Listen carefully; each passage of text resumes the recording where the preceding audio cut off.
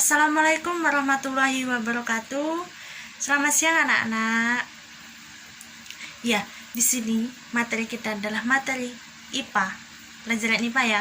Di sini kita akan mempelajari tentang gerak pada tumbuhan. Nah, di sini Ibu sudah menyiapkan PPT-nya. Mari kita simak masing-masing. Gerak pada tumbuhan.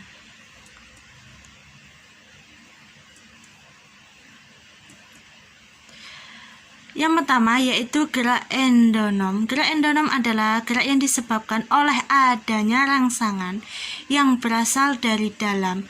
Gerak endonom disebut juga gerak otonom atau gerak spontan. Contohnya dari gerak endonom ini adalah gerak pertumbuhan dari bagian-bagian tumbuh seperti akar, batang, daun karena akibat pengaruh dari tumbuhan itu sendiri. Yang kedua, gerak higrokopis. Gerak higrokopis adalah gerak pada tumbuhan akibat adanya perubahan kadar air dalam sel tumbuhan sehingga menyebabkan penyusutan yang tidak merata pada bagian sel tumbuhan. Contohnya membukanya kotak-kotak sporagium tumbuhan paku dan pecahnya buah polong-polong yang kering. Nah, itu kan buah polong itu kalau sudah kering dia akan pecah. Yang ketiga, gerak esionom. Gerak esionom ini berupa gerak yang dipengaruhi rangsangan dari luar tubuh atau faktor eksternal, yaitu gerak esionom dibedakan menjadi 3, yaitu gerak tropisme, gerak taksis, dan gerak nasti. Yang keempat, gerak tropisme merupakan gerak pada sebagian tumbuhan yang dipengaruhi oleh arah rangsangan dari luar. Jika tumbuhan mendekati rangsangan disebut tropi positif, tetapi jika tumbuhan menjauhi rangsangan disebut tropi negatif. Berdasarkan jenis rangsangannya, tropisme dibedakan menjadi 5 macam, yaitu yang pertama, fototropisme, gerak karena rangsangan cahaya. Fototropisme positif berarti tumbuhan bergerak menuju cahaya, negatif berarti menjauh dari cahaya. Yang kedua, geotropisme, gerak karena rangsangan yang berupa gaya tarik bumi. Contohnya, geotropisme positif adalah pertumbuhan akar yang selalu menuju ke dalam tanah, dan geotropisme negatif adalah batang tumbuh menjauhi pusat bumi. Hidrotropisme. Yang ketiga, hidrotropisme, gerak rangsangan dari sumber air. Contohnya pertumbuhan akar tanah yang selalu menuju ke sumber air. Jadi akar itu mencari sumber air.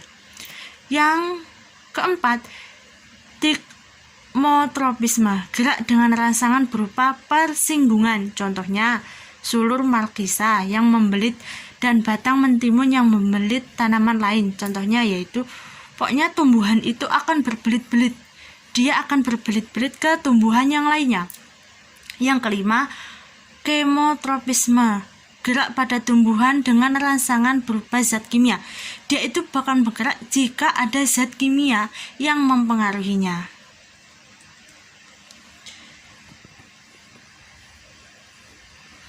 Nah, yang kelima, gerak taksis merupakan gerak seluruh tubuh karena adanya rangsangan dari luar.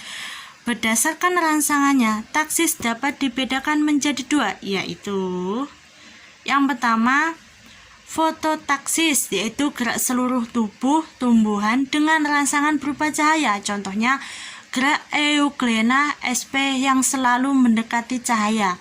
Yang kedua, kemotaksis, yaitu gerak seluruh tubuh tumbuhan dengan rangsangan berupa zat kimia. Contohnya gerak spermatozoid ke akegonium pada tumbuhan lumut. Ayo kita lanjutkan. Yang keenam, gerakan nasti merupakan gerakan dari bagian tumbuhan yang arahnya tidak bergantung pada arah datangnya rangsangan.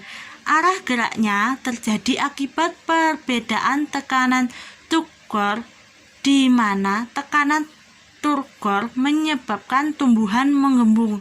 Terdapat beberapa jenis gerakan nasti, antara lain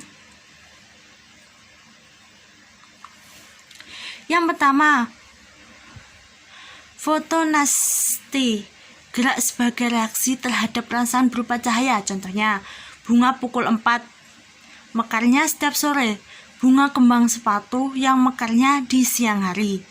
Itu kan dipengaruhi oleh cahaya. Yang kedua, seismonasti, gerak berupa rangsangan berupa sentuhan. Contohnya, gerak menutup daun putri malu. Putri malu itu kalau disentuh dia akan malu, maksudnya akan tertutup. Yang ketiga, niktinasi, gerak tidur dari tumbuhan karena adanya rangsangan berupa gelap. Contohnya, menutup daun petai Cina pada malam hari. Yang keempat, termonasti, gerak karena adanya rangsangan berupa suhu. Contohnya, bunga tulip mekar jika suhu naik dan menutup jika suhu turun. Banyak tumbuhan yang seperti itu. Jika suhunya naik dia akan bergerak.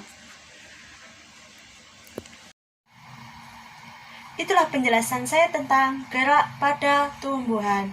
Jika ada yang kurang silahkan ditanyakan. Jika belum ada paham silahkan ditanyakan. Jangan sungkan-sungkan. Oke. Saya tunggu. Sekian dari saya. Wassalamualaikum warahmatullahi wabarakatuh.